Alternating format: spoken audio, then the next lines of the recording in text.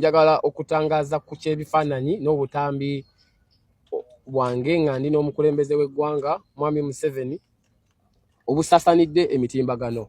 Ebifaananyi bino byakwatibwa bwe nali ku mirimu gyange emitongole ng'omukulembeze w'abayizi e Makerere egy'okutongoza sabiiti y'obuyiiya mu ssettendekero wa Makerere, era nga ku mukolo guno nabadde nkiikiridde abayizi abasoba mu 4,200 abalina endowooza ez'enjawulo n'enzikiriza ez'enjawulo ku by'obufuzi n'obukulembeze bw'eggwanga lino.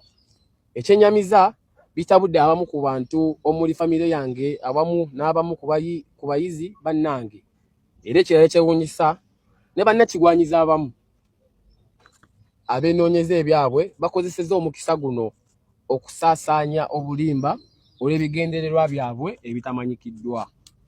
N'olw'ensonga eyo njagala okubategeeza nti ssettendekero wa Makerere lye limu ku matendekero agali wansi wa gavumenti, era nga okusinziira ku ssemateeka wa Uganda akawaayiro ak'E9 ennyingo ey'okusatu ewa omukulembeze w'eggwanga obuyinza okulabirira n'okukuuma bannansi, era eddimu lino limuwa obuyinza okukuuma ebisuubizo bya bannayuganda n'enfuga egoberera amateeka.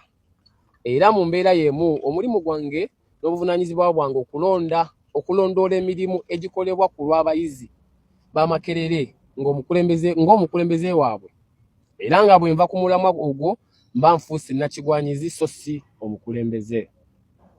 Ng'omuntu assaamu empisa zaffe ekitiibwa n'ennyamira olw'enfuga embi egenda maaso mu ggwanga lyaffe, kyokka ate olw'embeera y'obuvunaanyizibwa bwange neesanga nina okuyimirira ku kadaala ke kamu n'abantu abamu nga bali ne mu gavumenti. Nsaba ffenna tukimanye nti ndi kyendi olwaleero olwa Mukama Katonda awamu n'abayizi b'e Makerere abanzisaamu obwesige ne bannonda ng'omukulembeze waabwe. N'olw'ensonga eyo nja kusoosowazanga ebiruubirirwa by'abayizi benkulembera okusukkuluma ku byange ng'omuntu n'endowooza yange ku by'obufuzi bw'eggwanga lye.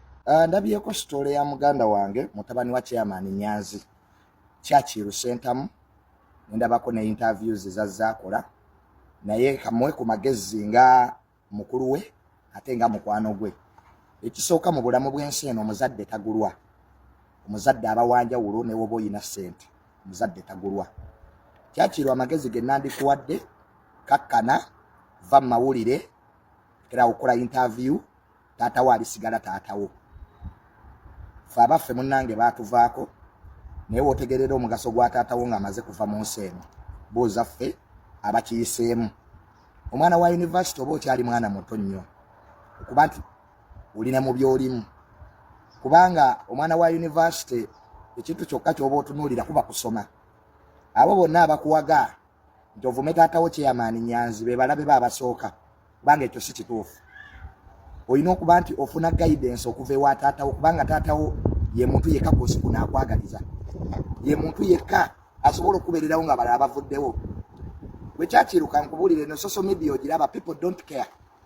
Abantu balaba abantu nga bakola ensobi tebabagamba.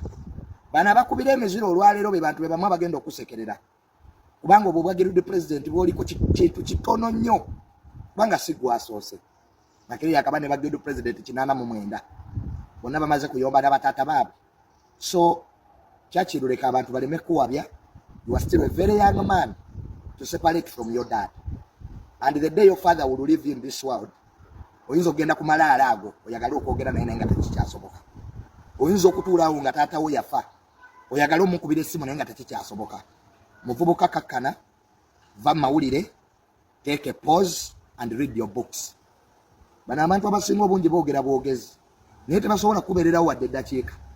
Taatawo Chairman Nyanzi n'owaba teyakuwagira mu kalulu, yakuzaala, yakuweerera. Ebyo tubyerabiranga mu nsi baali ebikulu. Obwagirudde president buggwawo bwa mwaka gumu, omulala najja. So ge magezi ge nandikuwadde. Ekyokubiri, ekyokulaba President Museveni si kibi, era nze si kyendiko, kubanga President Museveni ye president w'eggwanga lino, jjajjaffe. So ekyo si kibi, naye goberera taatawo byakugamba, kubanga yalisigala nga taatawo era yakwagaliza mu nsi eno. Ffe byonna byokola ebimu twabikolako, naye right now twejjusa, kubanga ebintu ebimu omuzadde kintu kikulu nnyo mu bulamu bw'ensi eno. era kyakirubuuza abatabayina nga baafa be bajja okubulira the pain they are going through, that there are things that happen when you want to talk to your dad but you cannot. Naye gwe oba omuyina ng'omuzannyisa. Ekisembayo buuza abo abakuwagidde oba bo bataata baabwe boogera basobola obbaddamu. Kikulu nnyo ekyo kirowoozeemu.